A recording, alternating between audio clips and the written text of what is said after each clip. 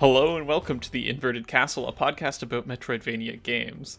I'm a smoldering cinder, Thomas Blight, and with me is a steaming hunk of a man, Eric Fox. Mr. Steal Yo Girl over here.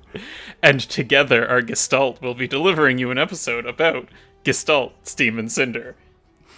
I feel like I wasn't 100% on board with that one. Sorry. No, it's all good. It's way too cold to be thinking about getting steamy. But yeah, this is a fairly new game, right? Yeah, it came out back in June. It's either June or July. So it was the summer, back when we were still thinking about things getting hot. July, back in the summer. Of 2024, aka current year as of recording. Yep. And who made this one? Metamorphosis Games, which is more than just a label for a single person, based on the credits. Okay, yeah. I don't know anything else about them. Their website is pretty empty. Yeah, like this is the only game they've done, as far as I'm aware, and you had seen this at a previous PAX, I think? I think it appeared in a Steam Next Fest. Or it might have actually been the Pandemic PAX. Okay. Where they were like, hey, everyone, just download these people's demos and play them. A Next Fest by any other name. But yeah, no. Yeah, I hope you're sitting down because this may shock you. This is a Metroidvania game? Whoa. We talk about Metroidvanias sometimes? Yeah, and also, sit down, it's about a post-apocalyptic setting in a sense. Although this one has the twist of literally a gate to hell being the primary source of power. It's what justifies the steampunk set dressing and whatnot. Yeah. But yeah, I don't know if you want to get started into story, setting, lore. Yeah. So I guess the premise is that some number of generations ago, vaguely defined, there was a calamity, which is just called the Calamity. Like heaven was split apart. Yeah. And no real details other than we're fucked and demons are now pouring out of the earth. Yeah. Demons show up. People somehow figure out a way to claim the power of the abyss for themselves. The abyss being hell. Yeah.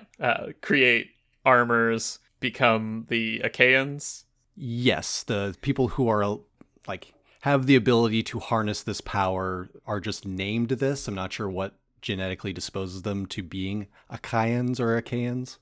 They're Greek. Okay. Sorry, Achaean is literally the term for Greeks as of the age of Homer. Yeah. There's a bunch of names this game uses that are just references to literature, history, other cultures, all that good stuff. This is the first one. There is definitely something about them that they're built different because they get into that later on with non-Achaeans trying to put on the armor and it not working. But these guys, they're beating back the demons, but there's a twist. Which is that for some reason they turn on the non-Achaeans, all except one, the Chrome Knight, who banishes the rest of them into the wastes and founds the city of Canaan. Actually, is it... It's not the city itself, it's a country, I guess. I read it as a city-state, it's just, it's the one city that's big enough that encompasses various tiers of living, I guess. Yeah, somehow I kind of got the impression that they were all in one big mound, but I'm not sure that's actually textual. I think it is. I think surrounding the Canaan, this city, is what's called the scrap wastes, which is a very cool idea of the no-go zone, or the scrap sea, sorry. Yeah, the scrap sea. Yeah, you're not an island, but you kind of are, and you can't go into the scrap sea without getting rust rot. Yeah. Yeah, it's pretty fun, but yeah, that's kind of why I thought this last bastion of humanity is just this one citadel. Yeah, maybe that is what you're supposed to get out of this. Anyway, fast forward some generations. The Achaeans have never really been cool with this whole being banished thing, because presumably it sucks living in wherever is beyond the scrap sea, which we don't even get to see where they live, right? Not really, nor is it really clear, the Achaeans, are they Was there enough of a breeding population that was exiled? Are they long-lived? Are there very few of them actually? However long it was between the exile and the game's events? Yeah, that's a fair question. It certainly seems like they might be long-lived. Yeah, I mean, they had the gumption to wear that crazy hell armor, so maybe that made them immortal / demonic. Regardless, they've been at war. Yeah, that's kind of just set dressing, right? Like, you never actually see the war yourself. You see negotiations go poorly kind of things, but never actually really see or involve yourself in the war. You're just told it's happening, right? Part of that's just the nature of what kind of game this is. It's like how to incorporate that into a 2D platforming game is, it can be done, but I feel like it's the design of how this game is paced would have to change quite a bit.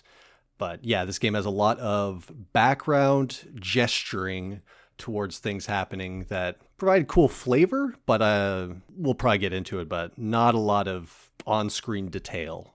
I mean, you literally get shelled in one of the levels, but it's by the leadership of the city and not, like, by people who are supposed to be your enemies. Oh yeah, and there are also like other factions that make up like a couple of enemy types, but you don't really deal with them, like something called the Syndicate, which is, I don't know, organized crime, but you don't actually directly deal with them. They just stop being a problem at a certain point. Yeah. But you, the player, are this lady named Alethea. I was thinking of it as Alethea, but... Without voice acting, we're both right. Sure, whatever. I don't know. I mean, it's Greek. There's probably an actual way to pronounce it, but I didn't look it up. It is an actual word that I think you helpfully provided here. Yes. So, yeah, there's a whole bunch of meaningful names in this, which I guess we could get into, but I think we should get a little further in the plot. I think as they pop up, we can give a little brief thing. Yeah, her name means truth or disclosure, the opposite of forgetful. In particular, you might recognize the whole Lethe part, the river that makes you forget, which also gets mentioned in this. It seems like the rain in the Scrap Sea is somehow that river. Oh, yeah. And that's why people forget and get the restaurant. Okay. Yeah, so she's a mercenary called a Soldner here. Which is old, like German, I think, word for mercenary. Sure, I didn't actually look that one up. It has the same root as soldier, but I think the connotation is merc.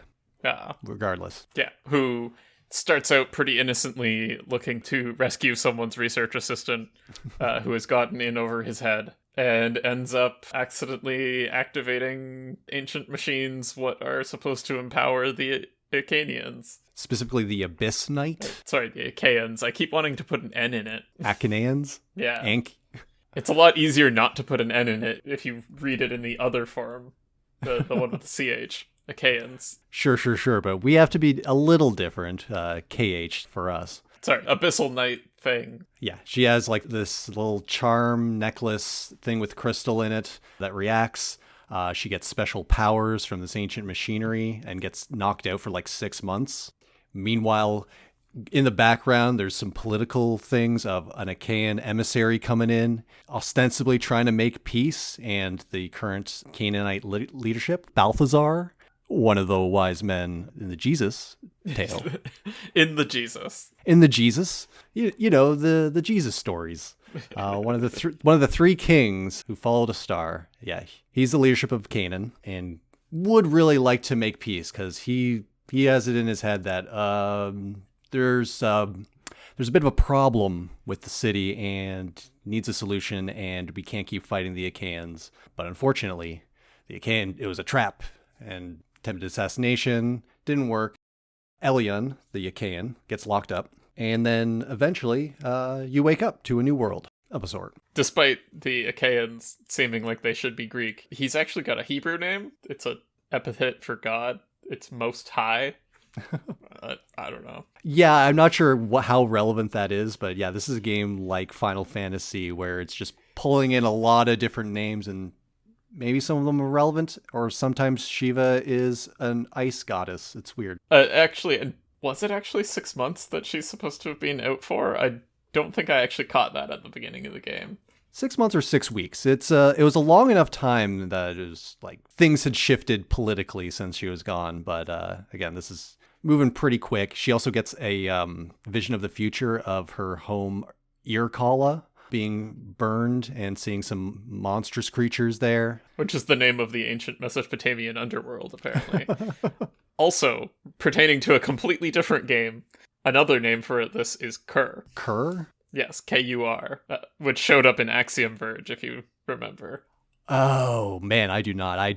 All of the names that were in Axiom Verge were kind of nonsense to me, but apparently not. Yeah, I think they were actually references in languages we don't understand. God, we're so white. Yeah, so Urkala is the, slums. Undercity? Yeah, the Undercity. And she's pretty fond of the slums, apparently, compared to basically everyone else who has a name and an important role in the game. Yeah, basically she used to run with a different crowd who all went and joined the essentially royal police force, ostensibly to make a difference from the inside. And she's kind of like, fuck that. I'm not, I'll stick here and be the hero of the slums. It's if you played Tales of Vesperia, it's Yuri and Flynn. And if you haven't played that, that's meaningless to you. Maybe try out Tales of Vesperia. It's not a bad game. It's very, work through the system or work outside the system. Yeah. Like whether or not you can make any effective means or do you need to dismantle the system entirely.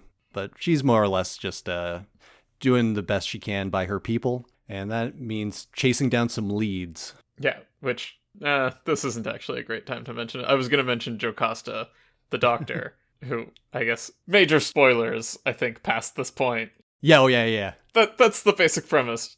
She's a mercenary. She ends up with weird magic powers. This puts her into conflict with basically everyone. Go. Yeah.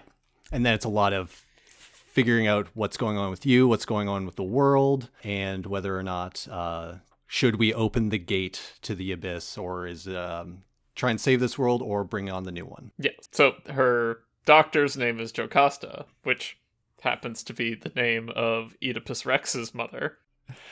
Yeah, I don't think... Not going for the incest things here, but I think the important part of that is that Jocasta is not known to Oedipus to be his mother. Just like, hey, it turns out that Jocasta is actually Alethea's mother. We find out later on. Jocasta is an assumed name for her, so it wasn't even a subtle hint towards in-universe trying to make that reference, I guess. I mean, she chose the name. Maybe this was a weird hint. Oh yeah, she chose the name, but I don't think she knew that Alethea was her lost daughter. Oh no, she knew. She knew? Okay. In her lab, when you read her journal entries, it makes it pretty clear that she's been tracking Alethea the entire time. I wasn't sure when that was revealed to her, but I know by that point, yeah. There's entries about when Alethea was 6 and when she was 16, I think. Okay, I might be thinking of just Balthazar not knowing. Yeah, Balthazar doesn't know. Balthazar thinks she died. Yes. I guess even also further spoilers, Balthazar is her father. Or they kind of imply that maybe they didn't make her in the regular way that children are made. Oh man, is it getting steamy in here or just me? Yeah, I don't know. It's Jocasta writes about her in a really weird way. It's not like my daughter. It's the product of my cells. I was like, what does that mean? The Achaeans are weird, dog. I guess. Yeah, I don't know. I don't know. So Jocasta is actually Enoia, which also sort of has a meaning relating to Aletheia being thought or notion. I don't know. Also, big brain, doing some wacky experiments to find this Abyss Knight. Yeah, so we really just jumped way late into the narrative. But that's mostly fine, I think. Yeah, the narrative in between here is just hey, Aletheia seeking the truth of what the hell happened to her and what's going on in the city with people are showing up with demonic mutations kind of things, is putting her in conflict with her friends who work for the government. And this is kind of a almost Greek tragedy train crash slowly barreling down. There's an actual train crash in the game. Fair. But I was just thinking you see very early on the inevitability of, oh, hey, all these named people who are talking to each other are going to be bosses. Yes, Right. now there's a very classic like Rogues Gallery cutscene of named characters with portraits with unique designs, and they're explicitly, combat oriented folk. And they all seem like they stepped out of Warhammer 40k maybe, but A little bit, I don't know. they're pretty rogue tradery if you've ever looked at those. Though it's like swashbucklers but also sci-fi. There are varying degrees of sci-fi and steampunk in their designs. Like Crystal Man is definitely more sci-fi than the cowboy guy with the sword. Fair. But no, fun designs, fun setting. This is set dressing for a bunch of, platforming and boss fights. It ends up being sort of on the Souls spectrum, I guess, except you only have stamina for dodging. Okay, so yeah, gameplay. Yeah. Sorry, I mean, we can talk more about the plot. I feel like I don't know. I'm not sure the resolution is actually that interesting because it doesn't really resolve. Yeah, before we get into gameplay, full disclosure, as much as the setting and set dressing is cool, the actual plot does not actually really resolve. The final cutscene is more like a sequel hook, and like the whole build up towards the Gate of the Abyss that people are vying for. It kind of ends before anything is revealed with regards to that. In fact, it's I found like kind of annoying was they kind of gesture towards Alethea needing to make a choice once she gets to the Abyss. But then after you win the boss fight, she kind of just gets sucker shot. Oh, yeah. That's a funny thing where I was like, I thought we were going to the like kind of classic Dark Souls. Time is a flat circle, but you're going to make a choice for how the next part of it unfolds kind of thing. And then, no, she just gets shot. Yeah. And then, like, another reveal that doesn't really matter out of context unless there's another game, which, fingers crossed, would love another one. But yeah, it kind of fades out on the gate opening, and post-credits, the Achaeans of the story speak cryptically about what the next moves are. Oh yeah, apparently it was all according to Kaikaku. They have a very elaborate plan involving like 20 years ago having a kid, then like this is some Emperor Palpatine shit. Yeah, getting captured, pretending to die. Pivot, we'll use the other kid. Yeah, I don't know. Yeah, this game has a few narrative cul-de-sacs that like ultimately I do think the ambition that they're kind of setting up is worth it. But it is kind of disappointing not to see it reach fruition. Like, obviously, there's not really an ending to this. We don't see a lot of the more interesting things that happened in the background. Yeah. The whole thing with Vincent's and being a kind of like the folk hero. Vincent's being like the local pub, and he's your contact. He gives you jobs, ostensibly. But past the first time you interact with him, as he points you towards the market area, you can ask him for any new rumors. He will never have any for you. Yeah. It's just kind of a dead end, and it's disappointing because, he has his own sprite, personality. He's involved in like the kind of tutorial area. He has a fun visual flair when you ask him for a drink and he gives you one. It's a cool animation. Clearly, this was set up to be more for part of a larger, part of a game. I mean, I wonder if maybe there was a version of this where you were supposed to return to your home base a lot more frequently, and he would be the like contact that you would get all of the like minor quests through. And then they were like, this isn't working, let's just put robots with job boards. And every job you get from the job board is kill a bunch of the enemies in this area. You can definitely see where there's design elements that were going to be fleshed out more, but clearly had to be cut for pacing / project creep, just scope getting out of hand, and, making games are hard. I like the thing we got, but it's very clear that they had larger ambitions in mind. Yeah, one of the particular annoyances about the whole, like, not actually returning to home base very frequently is that there's fairly long portions of the game where you are locked away from doing your upgrades unless you want to trudge all the way through areas. And then even then, I think there's a couple times, like at the beginning of the Scrap Sea, where you are actually just locked out. The fast travel is probably, not even unlocked till like halfway through the game, maybe. And you have to go out of your way to get the one that goes back to the one dude who upgrades your health flask, essentially. I think it's not quite halfway. Okay.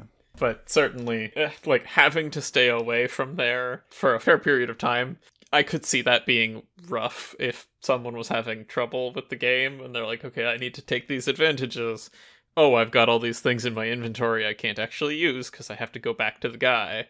It's not like when you can just do it at any checkpoint kind of thing, right? That's not there. Really, the only sticking point is the health flask upgrades. The only other thing he really does is your accessories, which just give you, buffs. And what he does is just combine similar ones into a super version of that. So it's not a huge deal. You can do your main character upgrades anywhere, thankfully. Yeah, that is the only equipment that exists, right? So yeah, fusing a bunch of them together either frees up slots so that you can put on more things to get more stats, or just buffs one item kind of thing, right? Like, either way, you're getting an improvement out of that, as long as you use them. And, like, you can't hand in the Corgi awards. Oh, yeah, the collectible in this one is just Corgis littered throughout the game. As you find more, you get money and ability points. And some accessories. Which I wasn't paying too careful attention where I was getting different accessories. I kind of just slapped the greed ones on early and then checked in when I could combine them. Fair. Every one of these games, I'll always get the one that increases luck, increases money, increases ability or experience, and just kind of have them on at all times. I didn't actually bother with them this time, and I still hit max level by the end of the game. Yeah, I might have hit it a bit earlier, but yeah, this is a game that you will absolutely hit max level. I don't think it's that hard. I didn't do any grinding. Yeah, and unlike a Castlevania, there's not really that much going on in terms of getting items from enemies, even though there is that accessory that buffs it. I did have that on for a while until I realized all that dropped were consumables, which, because I'm a hoarder, I wasn't using anyway. Oh yeah, I also was not using the consumables, except for antidotes. Antidotes were so important, except only near the very end of the game, because I had apparently never been hit by any of the poisoning attacks up until that point. They're few and easy to dodge, but yeah. I didn't have my antidotes equipped. I didn't actually remember how to switch consumable slots. My God. So I was just like, oh no, I'm poisoned. What do?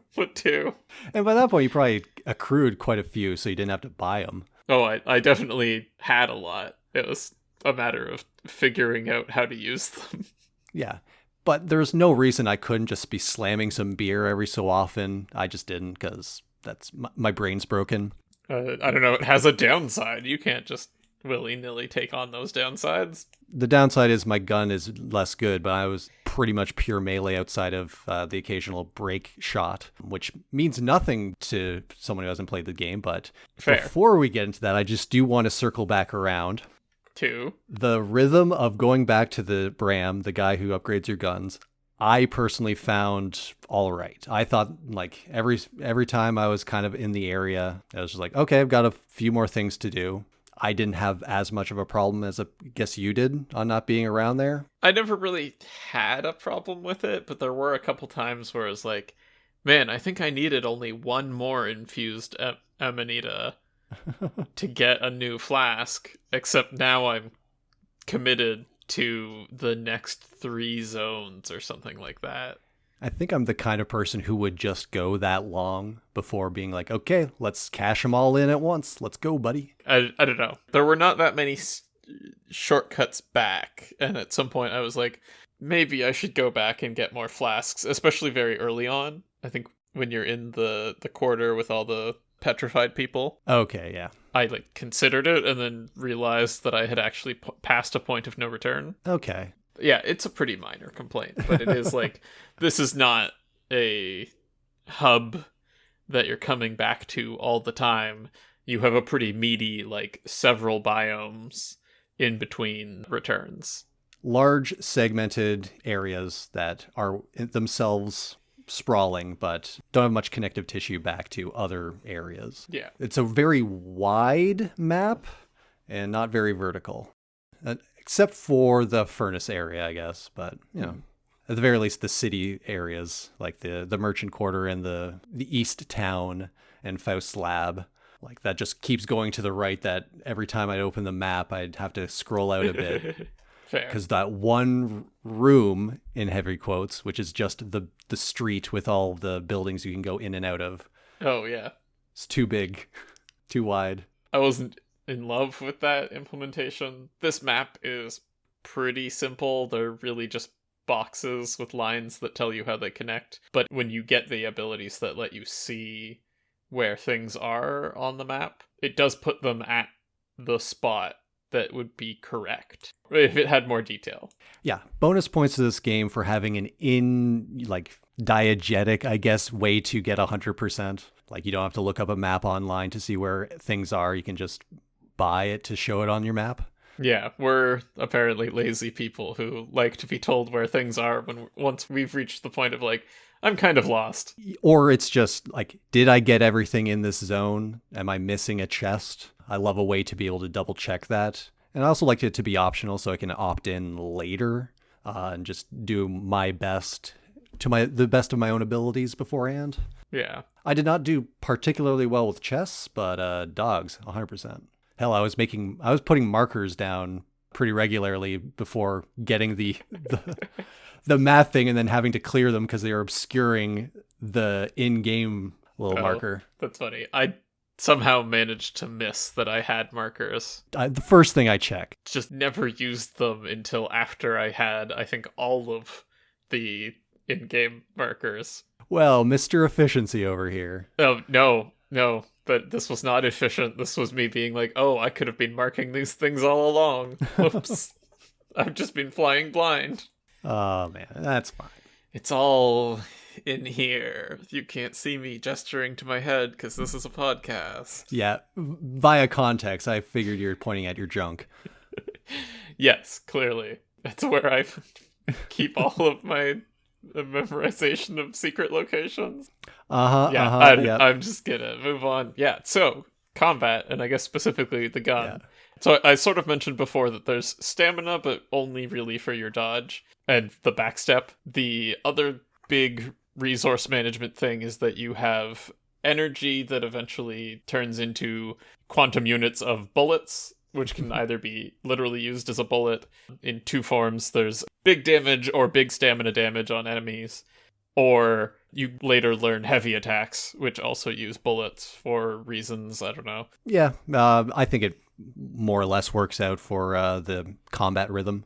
Yeah, and then you gain this energy back by regular attacking enemies, although kind of annoyingly, if you have already broken an enemy's stamina, you will not get energy for attacking them, and that was a bit of a pain for me. Yeah, only when they're actively a threat can you light combo your bullets back. Once they're stunned, that's when you dump resources but don't get them back. But there's this thing you could have equipped which would just instantly restore all of your bullet energy. It's true. I never used it. It's an item. It was there. I never used it either. I had so many of them. I started selling them at one point to afford other things. I just need to make it known that it is not a gripe that this happens because a solution exists. We simply did not use it. It's just like, I don't know, it just feels like it should give it to you. So like when you encounter the early enemies, which are automatons with shields, right? Where it's like, it feels like you should be doing a rhythm of like, shoot them with the break bullet. Their stamina goes down, kill them, get the bullet rewarded back so that you can use it on the next guy, but then you end up going to the next guy and not having a bullet, right? Yeah, and so you have to build it up on the dude's shield. Which is fine, I don't know. Your regular attacks also degrade stamina a little bit. Yeah, but that's not really what they're there for. You can kind of buff your break damage on your blade, but in my experience, it was the special Tesla bullet that breaks things was more than sufficient generally. And then that bullet's also used for some switches and to get ability points. Another dumb thing, by the way, that I didn't notice until very later on. I did not notice you could aim diagonally Oh, until, like, the forest where you have to. the last biome, like basically the home stretch to the end of the game, you Yes. discovered that gamers don't look up. I mean, I knew I could look up. I didn't know I could look diagonally. It's so dumb. But yeah, I just never tried it until there was a thing that I needed to shoot that was diagonal and couldn't be reached by any other method. I was like, oh wait, I'm not stuck. I can do that. I've been able to do this the whole time. Yeah, I guess if you never needed to, like, that's the teachable moment of, like, presenting a challenge that can only be solved one way, and basically being like, have the thing to do it.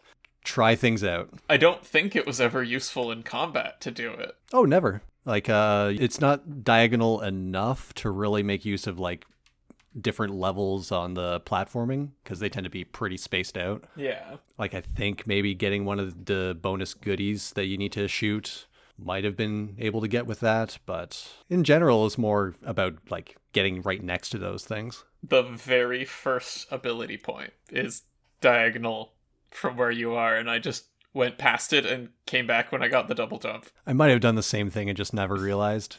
The cleanup was a pretty smooth, like, whap, whap, whap, whap before I just finished the game, so I wasn't paying attention if it was. I did it before the forest because I thought the game was ending. Yeah, you thought it was the point of no return. And then there was a whole other biome. Yeah. Like, at that point, you basically had all of the abilities. Struggling to think of anything you couldn't have gotten before the forest. I don't think there is. I think I full cleared everything. Yeah, in this game, you get your double jump and an air dash, both of which are presented in game as you firing your gun and using the ricochet to get that bonus movement, which I love. It's so dumb. I love it. Yeah. It makes sense. Your gun is very powerful. Other than that, your heavy attacks break certain walls, and then your gun is at one point upgraded to also be able to break a different kind of crystal wall. It charges up. You get charged bullets. They're better. But, like, because of the nature of these walls, it's very, very key-y. I mean, it's a key that has combat utility, so... Yes, yeah. So, bonus points, but in the terms of the map design, it is just, you can now cross this wall. And they actually stick the somewhat more interesting verticality and combat capabilities in the skill tree. Like, for instance, the heavy slash dive is pretty great. The dive kick? Not the dive kick, the actual fire sword down thing that I don't remember what it's actually called. Okay, I don't think I use that much. I use the dive kick a lot because the speed run abuses it immensely to get infinite height early. Ah, I see. So there was some tech that I did not know about. Like, I just playing it realized that I can bounce off of enemies and then it resets my double jump. But the speedrun allows you to, like, when you're wall jumping before you get the air dash, to start the dive kick, immediately air attack so you don't go down, and then, like, towards the wall again. And then you can kind of just chain that together and gain height on any wall. It skips most of Faust's lab, including the Horde boss fight. Man, the Horde boss fight is like... I really hope that there was a boss there that they just had to take out, because that was just kind of meh. Like, it was the last boss you had fought, basically. Yeah. And then now they just gave you a bunch of them. Kind of a low point, honestly, especially because I didn't much care for the boss in the first place. Also, they do, like, okay, first it's 1. Okay, that was the last boss you just fought. Now it's 2, but you have, like, something to help you. Now it's 2 again. It's like, oh, okay. Am I supposed to lose this fight? Is he gonna keep putting 2 against me? And it's like, no, they just didn't, for some reason, escalate it in the 3rd round. I would have liked to have actually fought the nerdlinger, Faust, but, after that, we kind of just forgive him his crimes and he joins the party. Yeah, he's kind of, like, all for you. Like, you are a technological, biological marvel, I guess. I don't know. He's a amoral man of science. But yeah, past that, it's all of the bosses are pretty great. Like, that's when you start getting into your rogues gallery. Every unique, your size bosses with their own combat style. In particular, your one buddy who's just like, he does a lot of the same things you do, which is a fun mirror. They were definitely more interesting than the not named bosses. Yeah, they gave them names. They knew what they're doing. Although at some point, I don't know, I guess this was like, because I had done the backtracking, they kind of just stopped being a challenge at the forest. Okay, that's also going on the bingo card of this show, which is, oh, I guess at the end of the game where we did all of the upgrades, it kind of got easier. That's fair. But, like, definitely the hardest of them was the first time you fight Renard. Yeah, it was pretty challenging. The only one I died on was the first time we fought that monster guy that eventually became the horde fight. At that point, I just hadn't really grokked what I'm supposed to be doing in combat and got too aggressive, I guess. I was kind of playing stupid. Oh.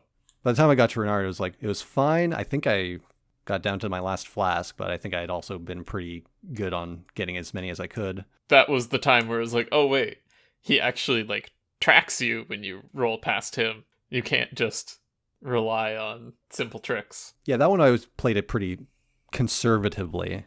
Again, this is a while ago when I fought that particular boss. I remember the second time much more vividly, which is, oh, I've got all the upgrades and I can just kind of go ham. And it's fun to go ham. I just remember it as just like entering a flow state where he just can't touch you. It looked cool. And I appreciate feeling powerful as a direct result of scouring the map.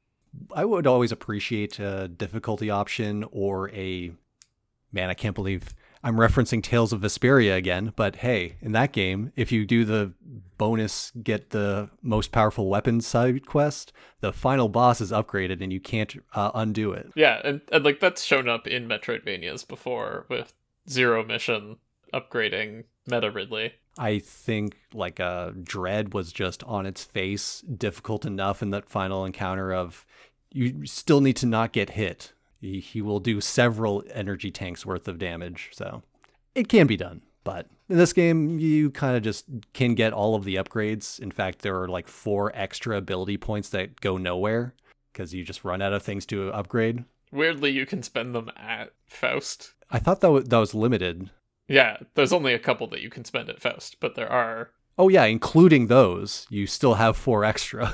That's fair. Which does not require you to solve everything to get basically all of the upgrades. So, yeah, fair play. Maybe at some point I'm going to have to challenge myself and not get everything in these games and see what it's like.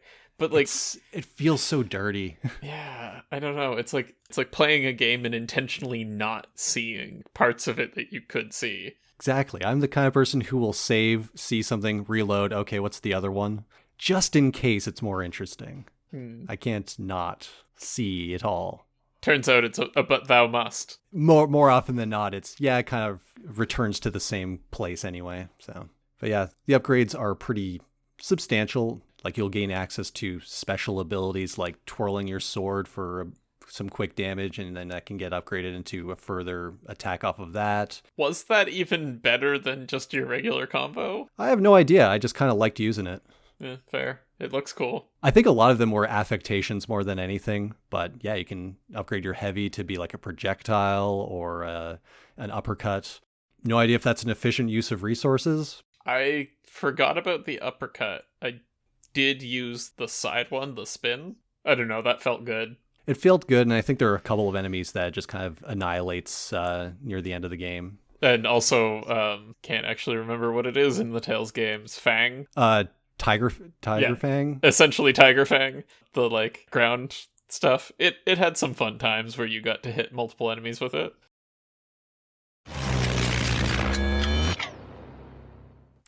Just a quick editor's note, because it's important to me as a Tales sicko. We were thinking of Demon Fang, not Tiger Blade. Thank you. So no, I appreciated this game. It's simpler than it seems, but I had a lot of fun. And like again, like going back to how I think a lot of this game was excised for pacing.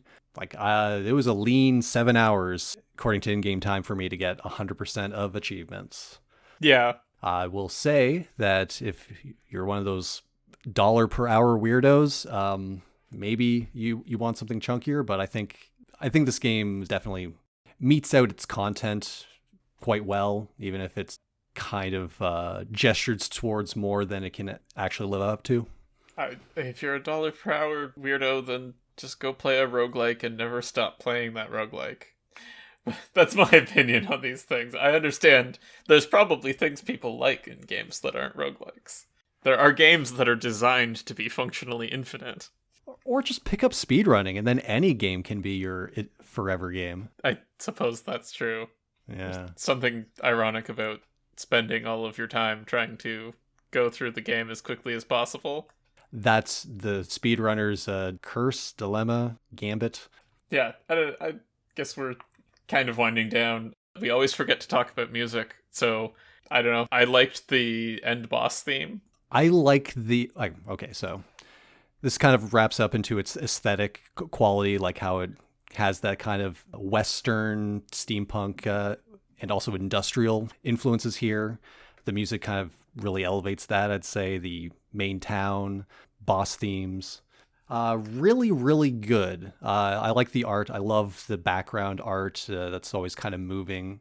The setting really kind of makes me wish this was more Dark Souls with item descriptions even, maybe. There's item descriptions for the accessories. Oh yeah, no. Love that. I wish Prince of Persia, The Lost Crown. I did not read all of the collectibles, which had like all the history and lore built into that, but there was a lot of it, and another collectible in this game being that I would have gone all over that. You should have in Prince of Persia. They were cool. There were entire little short stories about someone time traveling and then deciding they have to assassinate themselves before they drink the thing that makes them time travel. Unfortunately, it didn't come pre-booked with a setting that I was already interested in, which is hell, but it's also a Western. Well, I mean, this episode isn't about that, but I was all like, wow, I know nothing about this Persian mythology. Let's read everything. Well, we're just very different people, but in conclusion, this game looks great. It sounds better. I really liked playing it, and for all the parts that were very clearly like intended to be more fleshed out, I much prefer what we got rather than to trying to like cut it out wholesale. And really hope there's a sequel. Gotta know what's in that hell dimension. Yeah. Please pay these things off. But I get that eventually the game just had to go out. Like that's... I don't know. They could have like had a shot of the city burning or something. But what if that's not what happens? That's true. I don't know. Whatever happens, we're not talking about potential futures. We're talking about the game we got and how it compares to the rest of the games in our stack rank. Oh, yeah. Also, random dumb complaint. I don't like the fonts. You don't like the font? I don't know what's wrong with the font, but I don't like it. I had a similar thing with Haiku, but I don't agree here. I don't know. The menu fonts, the largest text is not the right size. This is okay. I don't know exactly what is wrong. It's just like it was jarring. It's hitting your brain, and you need to get it out. I think it was like it's not steampunk enough for me. It's a little too digital. You're demanding too much. You want an ending to your game. You want a thematically appropriate font. You think we're made of money? Yeah, it's a very strange complaint to have. The last word on this game is, the font is kind of whack. I mean, we're still going to debate where it goes on the stack rank. Of course. I have a pretty good idea if you want me to start and you want to have it percolate a little. You can go ahead while I argue with myself and pretend that I'm listening. Appreciate it. I do actually listen. That's why I don't know where to put it. Well, you can just tune out while I monologue. So anyway, where I'm thinking is I'm looking at number 10, like the top 10. Symphony of the Night is right there, and I can't really justify putting it above that. Underneath is Environmental Station Alpha, which is as low story as that one is just a absolute delight in like its actual game design and feels like a fully complete thing, much like Animal Well, which is right underneath it, which is just such a unique game. Then we get to Metroid Zero Mission, which we did mention previously, and quite honestly, I just don't care enough about Metroid Zero Mission enough to be like protecting it. And I gotta be honest, I just love what this game gestures at enough, as well as just I think its style of game meshes more with my mentality. So yeah, new number 13, Gestalt, Steam and Cinder. And underneath that is Astalon, and yeah, I just don't care about Astalon at all. No. And by don't care, I mean it's still number 14. You gotta keep pushing that one down. How dare you not care about Astalon? Yeah, I know. Yeah, I'm sorry. I just don't like crack to you. The game that is closest to my Blorbo, or I don't know. It's your personal, like, you can, Hollow Knight, Metroid, those are like the heavy hitters that everyone knows about this one. And then Astalon, oh, that's your precious baby. That's a personal pick. Yeah, I guess so. Yeah. Where am I putting this? I mean, I liked it. I don't think it's innovative. It's also very linear. I mean, I'm not going to punish it for being linear. It's just like... but your brain will. Yeah. Like, combat flowed. I don't know. I think I'm going to go definitely above halfway, which for us is currently number 20, right? Axiom Verge is right there. But don't think I'm going to go much above that. I'm going to arbitrarily say that it's going to go below Pseudo Regalia. Ooh. Which is a very different game from this, in that this game is a lot of vibes, story, and Pseudo Regalia is very much no story, all about movement. I would argue Pseudo Regalia is the vibes game. This one is lore. That's fair. On the spectrum of vibes to discrete lore. That's fair. If that's a spectrum, if these are polar opposites. That's true. But Pseudo Regalia is also like, we're going to use a lot of traversal mechanics and you got to master these. And this game is kind of like, double jump, air dash. Congratulations, you're now Zero from Mega Man. I did think about Zero from Mega Man when the hair started lighting up and flowing, and yeah, it was great. I mean, I did wonder if we were actually going to get armor models with the premise. Oh yeah, with starting up with the whole special armor, that doesn't even come back till the very end. Like, yeah, no, that would have been great.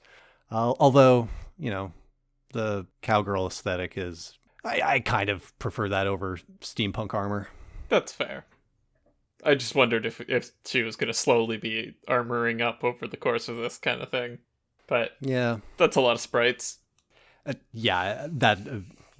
We do not have the scope for that kind of thing. One can't help but wonder what could have been. Much like next time, we shall be wondering about a Dragon's Trap, specifically Wonder Boy, the Dragon's Trap.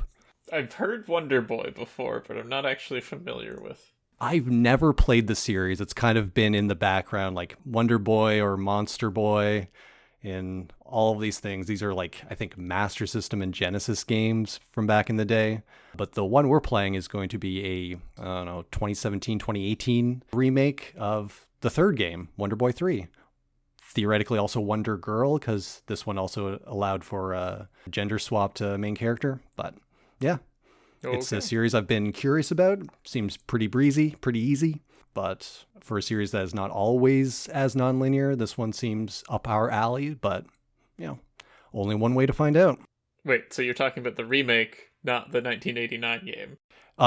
Dealer's choice, but from what I understand, it's a fairly faithful remake with some bonus odds and ends. Yeah, I guess we can go for the remake. If there are substantial differences, I might take a look, but I think the main focus is going to be the remake. Okay. But other than that, if you have any problems with that, if you demand that we only do the platonic ideal of each game, its original release, let us know at invertedcastlepodcast@gmail.com or in a comment on our YouTube page, Facebook, on Twitter /X, at InvertedCastleP, never forget the P, and various other social media platforms.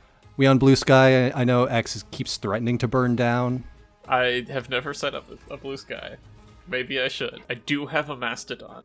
Well, we'll see which one wins out the Zeitgeist Wars, but until then, I've been Eric Fox. And I've been Thomas Blight. And remember, kids, do not gaze too long into the abyss. It will give you eye strain, and it's not even Cameron's best film.